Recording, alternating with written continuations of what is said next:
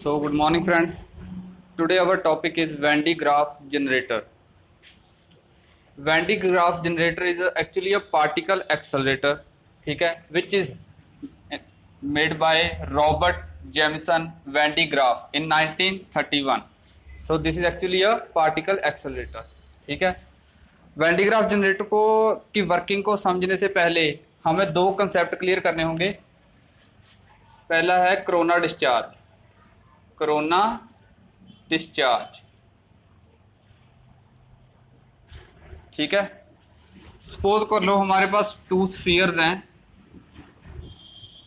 जिसका radius r1 है, इसका रेडियस r2 है, ठीक है. इसके ऊपर चार्ज q1 है, इसके ऊपर चार्ज q2 है, ठीक है.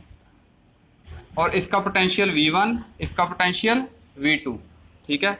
हम दोनों को एक कंडक्टिंग वायर के साथ ज्वाइन कर दिया. अगर हमने दोनों को ज्वाइन कर दिया तो ये इन दोनों का पोटेंशियल सेम हो जाएगा. तो v1 किसके इक्वल हो जाएगा? v2 के, ठीक है. बट एक्चुअली पोटेंशियल होता क्या है? k q अपॉन r, ठीक है. बट अगर हम इस स्फीयर का लें v1 तो q को हम क्या कह सकते हैं? Sigma 1, where sigma is surface charge density and its radius या उसका एरिया क्या होगा? Pi r square, 4 pi r square, 4 pi r1 का स्क्वायर, ठीक है. This is its area and radius उसका क्या होगा? r1, ठीक है. So this is the potential of first sphere and potential of second sphere is given as k sigma 2 4 pi r2 का whole square, 4 pi r2 का square, ठीक है, upon r2, ठीक है. तो दिस इज इक्वेशन सेकंड. अगर हम दोनों को ज्वाइन करते हैं कंडक्टिंग वायर के साथ तो v1 किसके इक्वल हो जाएगा? v2 के, ठीक है. तो k sigma 1 4 pi r1 whole square upon r1 किसके इक्वल हो जाएगा? k sigma 2 4 pi r2 whole square upon r2, ठीक है. r1 के साथ r1 कैंसिल, r2 के साथ इसका स्क्वायर कैंसिल, k के साथ k, 4 पाई के साथ 4 पाई. सो सिग्मा 1 r1 किसके इक्वल हो जाएगा? Sigma 2 r2. So sigma 1 upon sigma 2 किसके इक्वल हो जाएगा? r2 अपॉन r1, ठीक है. यहाँ से हम एक चीज नोटिस कर सकते हैं कि जो सरफेस चार्ज डेंसिटी है sigma 1, it is inversely proportional to its radius, ठीक है. Sigma is surface charge density is inversely proportional to the radius, ठीक है. सो इससे हमें यह पता चला कि जिसका रेडियस स्मॉल होगा उसकी सरफेस चार्ज डेंसिटी ज्यादा होगी, ठीक है. अगर r2 स्मॉल है तो इसके ऊपर चार्ज की डेंसिटी ज्यादा होगी as compare to this sphere, ठीक है. So this is a concept of corona discharge. Corona discharge में क्या होता है? यहाँ हम कॉम्स यूज कर रहे हैं जिसके पॉइंटेड एंड्स हैं, ठीक है. यहाँ पे the radius of this part is very very small due to which the surface charge density of charge at this pointed ends is very very large as compare to rest of the comb, ठीक है. बाकी com के comparison पे इसकी tip पे charge density बहुत ज्यादा high होगी, जिसके कारण ये अपनी सामने वाली जो एयर है इसकी उसको आयनाइज कर देगा, ठीक है. और अगर ये अपनी सपोज कर लो जैसे हमने वैन डी ग्राफ जनरेटर में इस कॉम को, ठीक है, स्प्रे ब्रश भी कह लेते हैं इसे, v1, इसको हमने पॉजिटिव के साथ, पॉजिटिव पोटेंशियल के साथ अटैच किया हुआ है, ठीक है. तो इसके सरफेस पे हाईली पॉजिटिव चार्ज आएगा, ठीक है.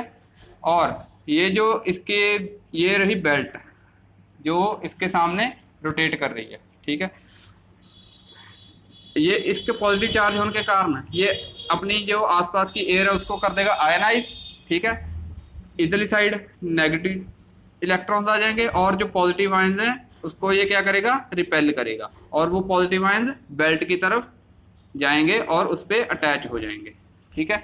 So this is a concept of corona discharge. This is way how the positive charge corona spread the positive charge on the belt which is used in the Van de Graaff generator. ठीक है, ये concept clear हुआ.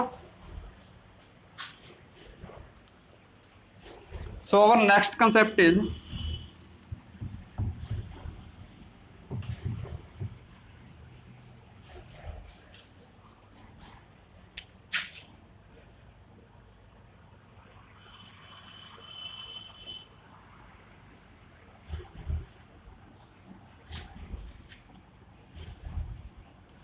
if charge is given to the inner sphere, it readily goes to its outer sphere. ठीक है, जैसे कि हमें पता है कि चार्ज हाई पोटेंशियल से लेस पोटेंशियल की तरफ मूव करता है. ठीक है, सपोज कर लो कि हमारे पास दो स्फीयर हैं. ठीक है, इस पे चार्ज है स्मॉल क्यू, इस पे चार्ज है लार्ज क्यू. ठीक है, इसका रेडियस स्मॉल आर, इसका रेडियस कैपिटल आर. ठीक है, इसका पोटेंशियल V2, इसका पोटेंशियल V1. सो इस सरफेस का पोटेंशियल क्या होगा, यहाँ पे इस पॉइंट पे V1 क्या होगा. ठीक है, इस सरफेस पे इसको हम इस पॉइंट को A कह लेते हैं, इस पॉइंट को B कह लेते हैं. ठीक है, इस A पॉइंट पे पोटेंशियल क्या होगा, आउटर स्फीयर के कारण V1 क्या होगा, K इंटू आउटर स्फीयर का चार्ज Q, उसका radius capital R plus inner sphere का वहां पे पोटेंशियल A पॉइंट पे, वो क्या होगा, K उसका charge small Q upon distance from the centre of sphere capital R. ठीक है, this is the potential at point A. So this is the potential at point A. ठीक है, वैसे ही बी पॉइंट पे क्या पोटेंशियल होगा, k q upon r. This is the potential due to outer sphere and k q upon r. ठीक है, this is the potential due to inner sphere. ठीक है, अब इन दोनों में पोटेंशियल डिफरेंस क्या होगा,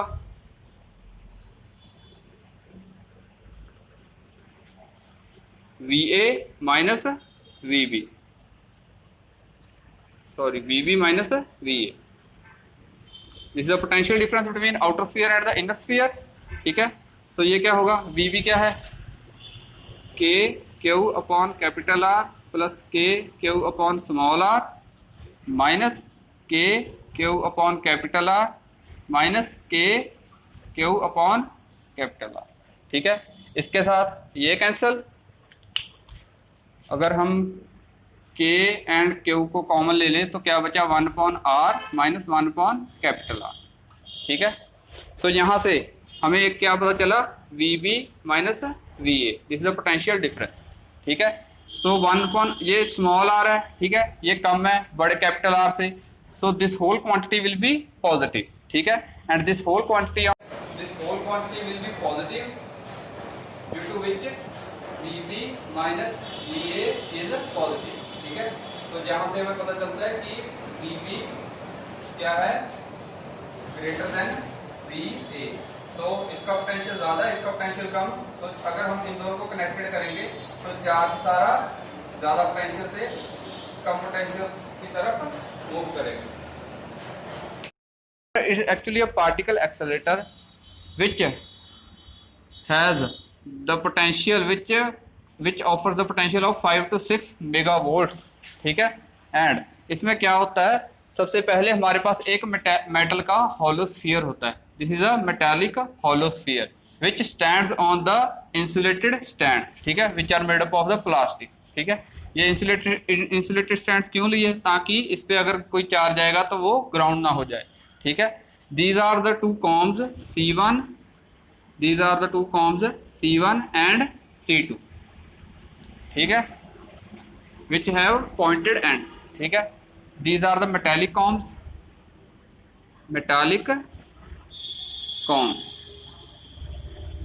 ठीक है,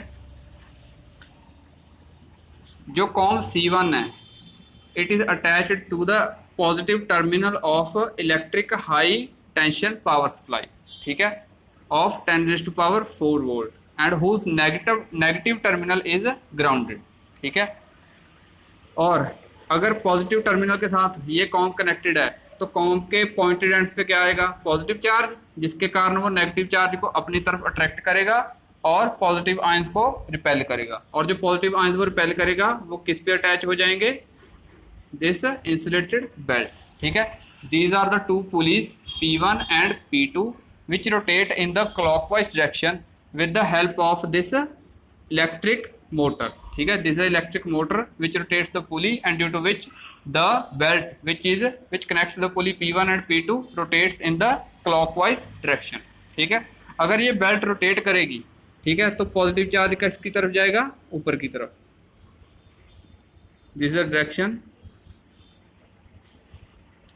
और हाँ, एक और बात, ये जो बेल्ट है वो इंसुलेटेड है। क्या है ये, इंसुलेटेड। ठीक है, सो इसको हम किसकी बनाते हैं, नायलॉन की। ठीक है, so this is a nylon insulated belt.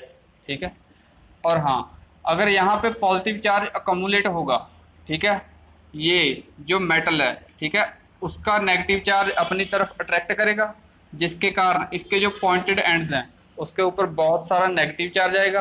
ठीक है, और पॉजिटिव चार्ज को ये रिपेल करेगा, और पॉजिटिव चार्ज किसकी तरफ जाएगा, बैक साइड, और नेगेटिव चार्ज किसकी तरफ आएगा, इसके पॉइंटेड एंड्स की तरफ। ठीक है, जिसके कारण ये पॉजिटिव जो बेल्ट के ऊपर पॉजिटिव है और कोरोना के जो पॉइंटेड एंड्स है उसके ऊपर नेगेटिव है, ये एक दूसरे को न्यूट्रलाइज कर देंगे और न्यूट्रलाइज बेल्ट नीचे की तरफ जाएगी। ठीक है, यहाँ से ये बेल्ट न्यूट्रलाइज, यहाँ से चार्ज इकट्ठा करके फिर ऊपर की तरफ, यहाँ चार्ज देकर, ठीक है, न्यूट्रलाइज होकर फिर नीचे की तरफ। ठीक है, this is a function of this belt. ठीक है, और जैसे ये न्यूट्रलाइज होगी वैसे ही चार्ज, पॉजिटिव चार्ज किसके ऊपर चले जाएगा, आउटर स्फीयर के ऊपर। ठीक है, आउटर मेटालिक स्फीयर के ऊपर क्या होगा, चार्ज अकोमुलेट होना स्टार्ट हो जाएगा। ठीक है, जैसे कि मैंने ये बताया कि चार्ज हायर पोटेंशियल से लोअर पोटेंशियल की तरफ मूव करना स्टार्ट हो जाएगा। ठीक है, तो चार्ज किसके ऊपर अकोमुलेट होना स्टार्ट हो जाएगा, outer surface of this metallic hollow sphere. ठीक है, जिसके कारण इसका पोटेंशियल बहुत ज़्यादा हाई हो जाएगा, क्योंकि पोटेंशियल किसके इक्वल होता है, K/Q/R। अगर चार्ज बहुत ज़्यादा हाई होगा तो पोटेंशियल भी बहुत ज़्यादा हाई हो जाएगा, जिसके कारण यहाँ बहुत ज़्यादा पोटेंशियल डिफरेंस क्रिएट हो जाएगा as compare to its lower end. ठीक है, और ताकि ये चार्ज एयर के मॉलिक्यूल के साथ, ठीक है, इंटरेक्ट ना करे और कम ना हो, इसके कारण हम इस होल अरेंजमेंट को वैक्यूम में करते हैं। ठीक है, so this whole arrangement is performed inside the vacuum, जिसमें इनर्ट गैस होती है। ठीक है, या इंसुलेटेड गैस कह लो, जैसे कि SF6। ठीक है, इसमें क्या होती है, इंसुलेटेड गैस, ताकि ये एयर को आयनाइज ना करे और अपना चार्ज कम ना करे और इसका पोटेंशियल कम ना हो। ठीक है, अब जब इसका बहुत ज़्यादा हाई पोटेंशियल एस्टेब्लिश हो गया, ठीक है, तो अब हम एक्सेलरेशन कैसे करेंगे। ठीक है,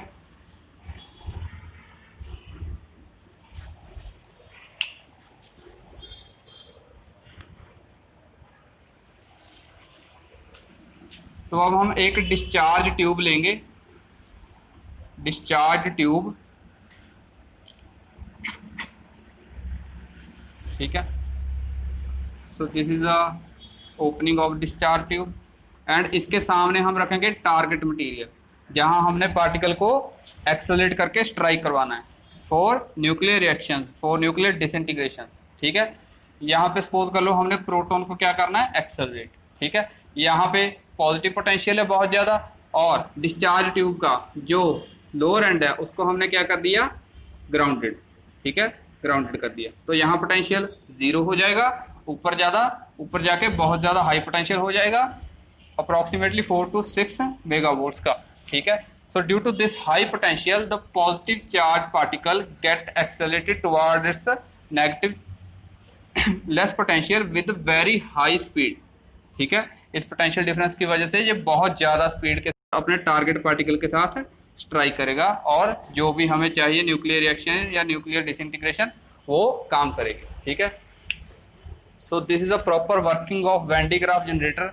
आई होप सो कि आपको ये वीडियो अच्छी लगेगी और अगर आपको ये वीडियो अच्छी लगी तो मेरी वीडियो लाइक, शेयर और सब्सक्राइब जरूर करना और बेल आइकन को जरूर प्रेस करना।